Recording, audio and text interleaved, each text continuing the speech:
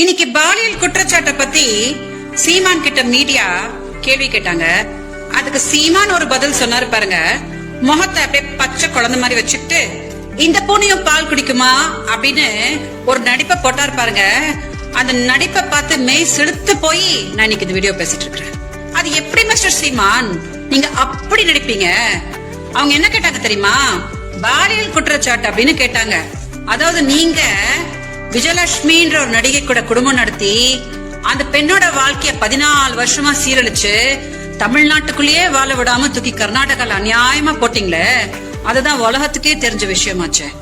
2008ல நாங்க உங்க ஆபீஸுக்கு எங்க அக்காவோட குழந்தைய தூக்கிட்டு போயிட்டாங்கன்னு சொல்லிட்டு கதறிட்டு வந்து நின்னோமே, அப்ப என்ன மிஸ்டர் சீமா நீங்க பண்ணீங்க? என்னைய காப்பாத்தீங்களா?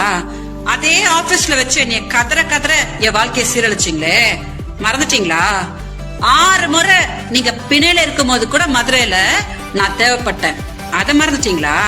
இந்த எல்லா கேடுகட்ட வேலையும் பண்ணிட்டு போன வருஷம் 50,000 ரூபாய் கொடுத்துறேன், திமுக காரங்க முன்னாடி எதுவும் பேசாத, கைவிலிக்கு எதுவும் தெரிய வேணாம் அப்படின்னு சொல்லிட்டு ஒரு டீல பேசிட்டு நீங்க வந்துட்டு அப்புறம் என்னை டார்ச்சர் பண்ண ஆரம்பிச்சுட்டு தாங்க முடியாம நான் வந்து கம்ப்ளைண்ட் கொடுத்தா என்னையும் திமுகவையும் சேர்த்து வச்சு கொச்சையா மேடையா இன்ன வரைக்கும் பேசிட்டு இருக்கீங்களே, அத மக்கள் மறந்துட்டாங்கன்னு நினைச்சீங்களா? என் கூட சும்மா சப்போர்ட்டுக்கு வீரலட்சுமி வந்தாங்க. அவங்கள